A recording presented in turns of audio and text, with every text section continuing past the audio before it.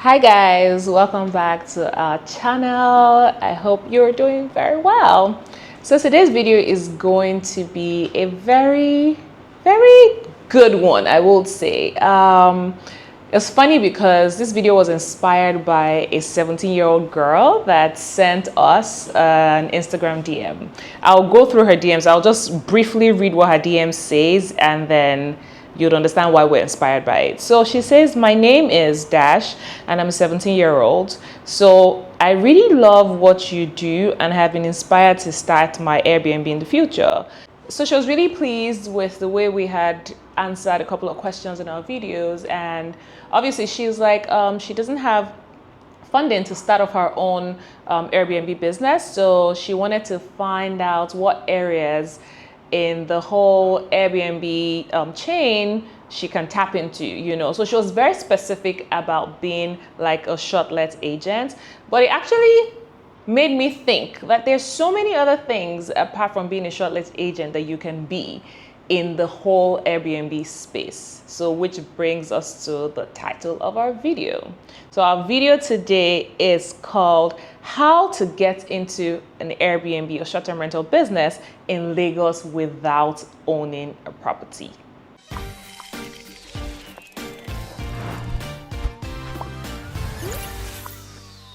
All right, so I'll be giving you 5 to 6 different ways that you can get into this business without necessarily owning a property. Because I understand, like, buying a property in Nigeria, not even in Nigeria, all over the world, it is very capital intensive. And then even if you didn't want to buy, there's also a rental arbitrage which you could possibly do.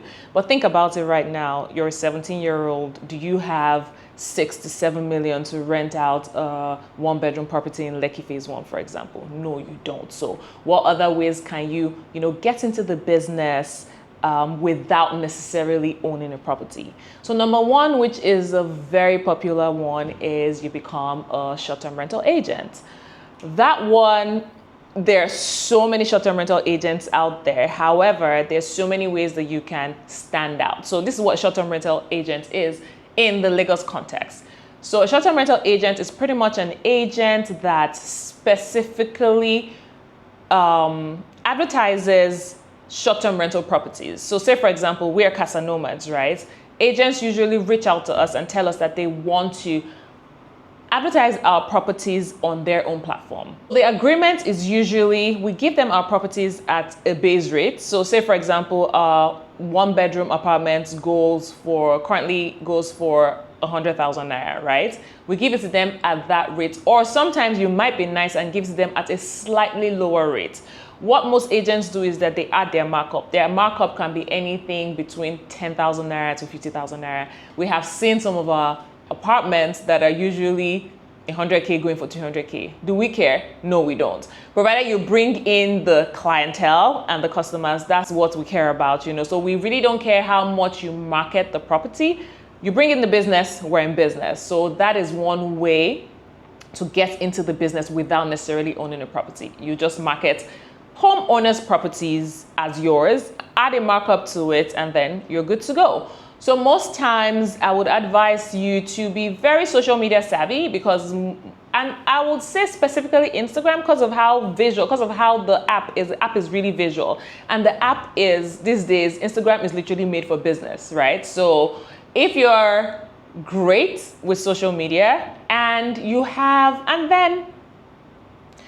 then don't think that you need to start off with having connections. You can literally start off not knowing anybody and then build your way up. A lot of agents have come into our DMs to tell us that they would like to market our homes. We send them pictures of our homes. We let them know what the base price is going to be, and they add their markup. So you have to be very aggressive with your marketing. Have a lot of properties in your portfolio and you're good to go. You're in business. Second point will be a short-term rental social media manager. So this one is, so think about social media management, but just for short-term rentals, right? We have an in-house social media manager, so we don't need to outsource that aspect of our business. But I know a lot of homeowners that don't have social media. They don't have a social media presence. So they rely mostly on just agents and like direct bookings. Social media is such a tool. And like I said Instagram the last time. I would emphasize on Instagram because we have used Instagram and it has worked, right? So, but if you're great with TikTok or Threads or even Snapchat, then go ahead, But a social media manager, you're pretty much advertising their homes for them on social media, managing community engagement, managing DMs, inquiries. A lot of homeowners need this service, but they don't realize that they need this service. So if you're able to provide them with value and let them see that Instagram is where they should be at, or Twitter or Threads or this or that, then trust me, they will definitely, everybody wants more money. Everybody wants a service that would add more value to their business, right? So you have to market yourself or advertise yourself in such a way that the homeowners feel like they can't do without that service, So like I said, like Instagram, for example, Instagram is very visual, so you can go as far as, taking pictures for them, coming up with fun, exciting, real ideas, help with like brand visibility and obviously ultimately conversion.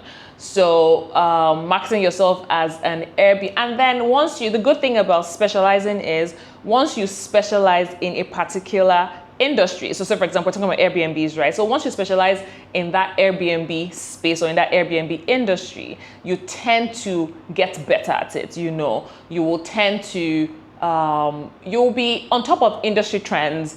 You will be giving solid advice, and ultimately your clientele or your homeowners will see that there's some sort of conversion from that whole Instagram or whatever social media platform you want to use presence. I don't want to say Instagram. I'm specifically saying Instagram because we're very big on Instagram, right? But it could be any social media platform that you're very comfortable in and you're very good at, So yeah, so social media manager for Airbnb, that is a very good one. The third one is not very popular in Lagos. However, I think it's something that if you're able to sell yourself, you can definitely do it. So which is an Airbnb listing manager.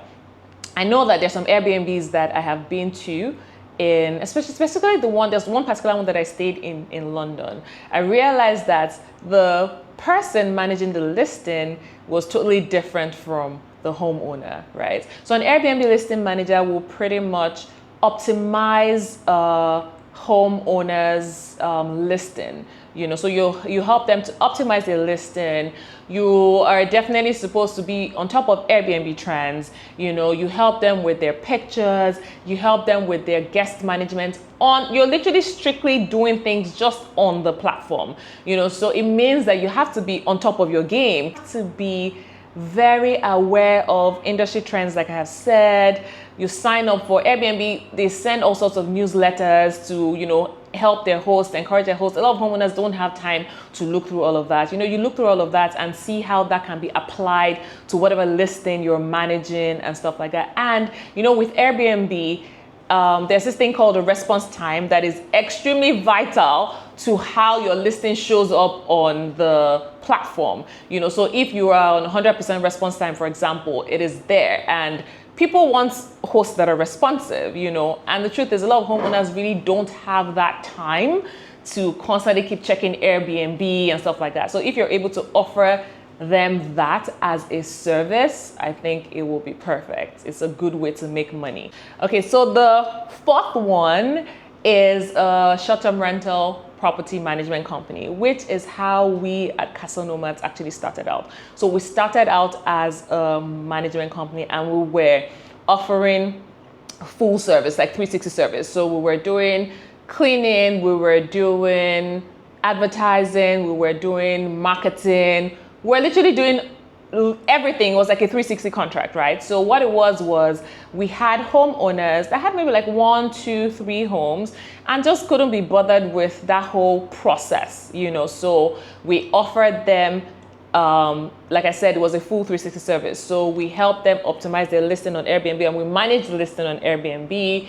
We helped them with the cleaning schedule. We got them guests. We advertised on all social media platforms, and our agreement was a percentage of the gross income, right? Then, I mean, we're novices, we're just starting. I think our percentage was about, I think I started off with like 10% and eventually upped it to like 15, and I thought it was cool.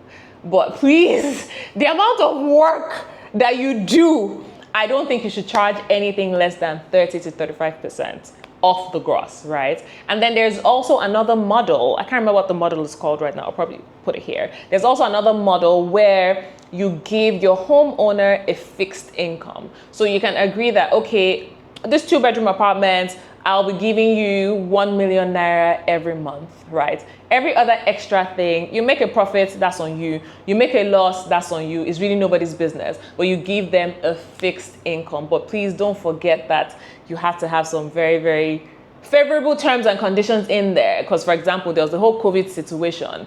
There was no money coming in anywhere. You know what I mean? I know that homeowners can be very anal and be like, I mean, I don't care. You already told me you're going to give me 1 million per month, you know, so you have to be, your terms and conditions in whatever contract you're putting together needs to be favorable to you. You know what I mean? So that is another way. Like I said, property management, you don't own the properties, but you're literally taking stress off the homeowner. You know what I mean? And just helping them manage the entire operations from start to finish, which is a great way to make money.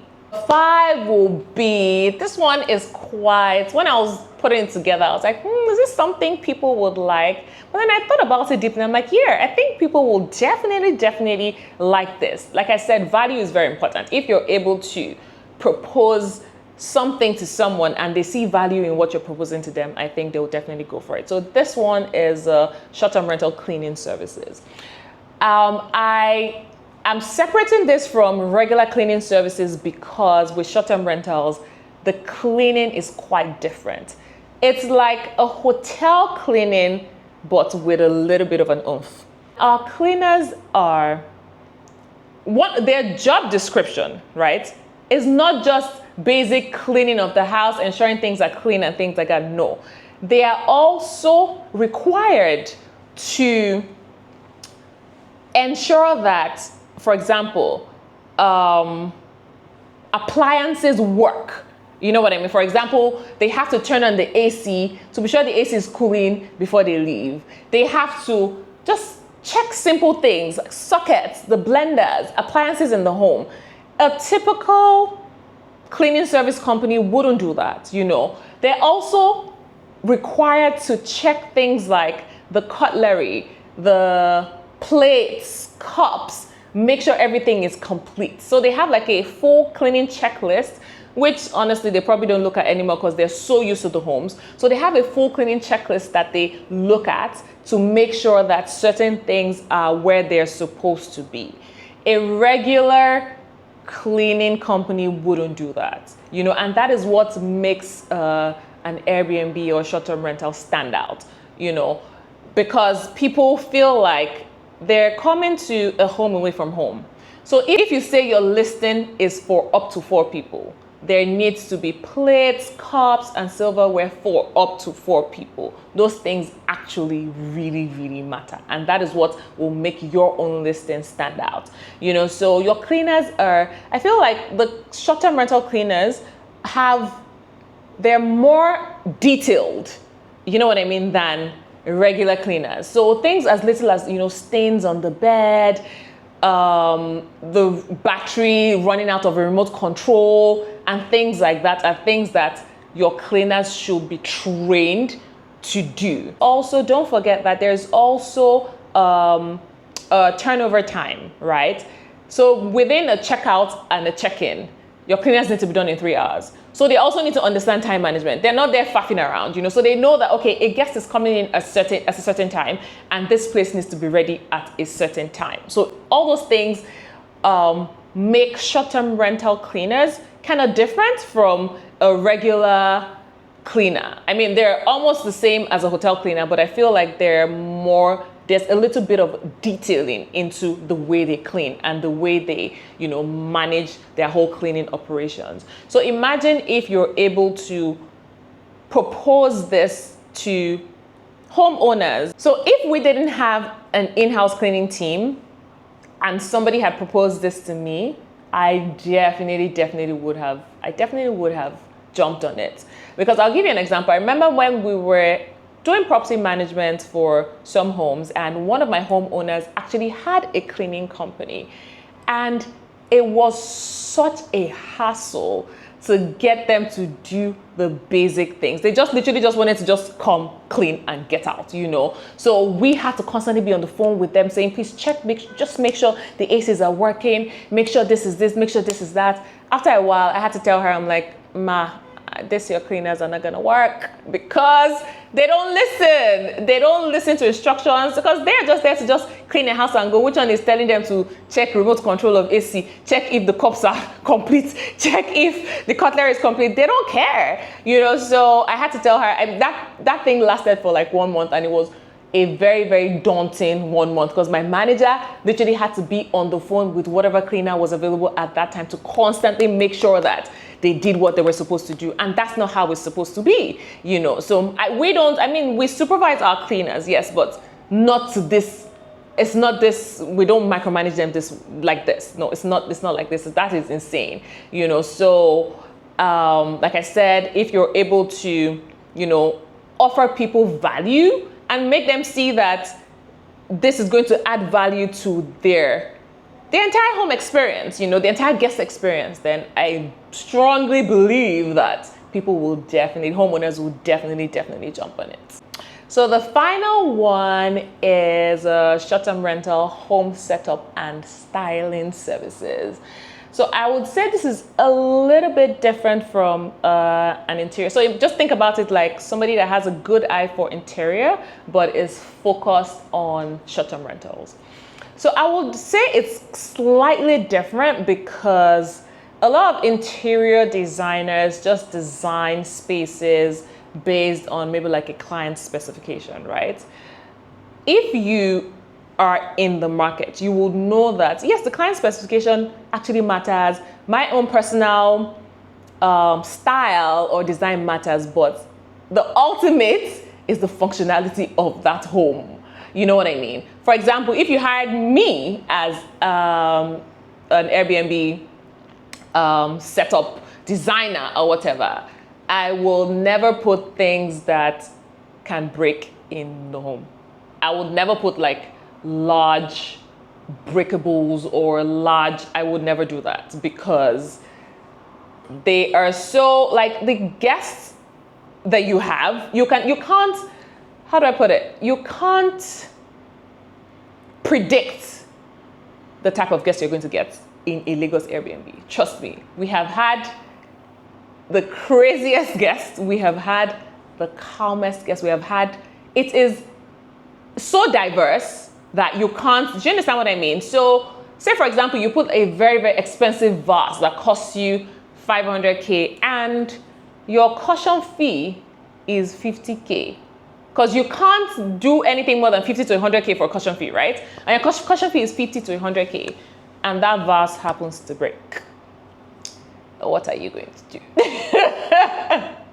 We've had guests do crazy things at home and literally run away. We have not found them. But thankfully, we haven't had anyone damage something worth like millions of naira. Because I don't put things worth millions of naira in my home.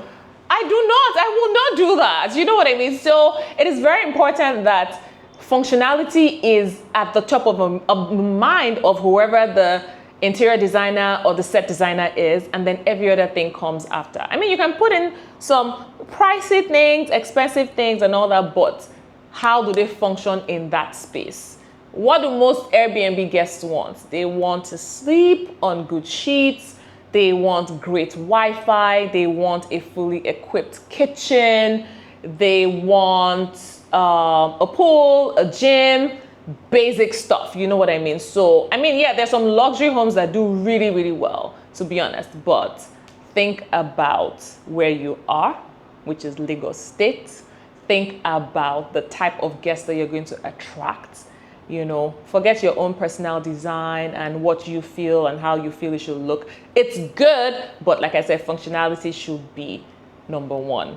So these are my 6 ways I think you can get into the Airbnb business in Lagos without necessarily owning an Airbnb. So if you have any comments, any questions, and if you have any other ideas you feel will work in this market, let me know in the comments, and I'll see you in our next video. Bye.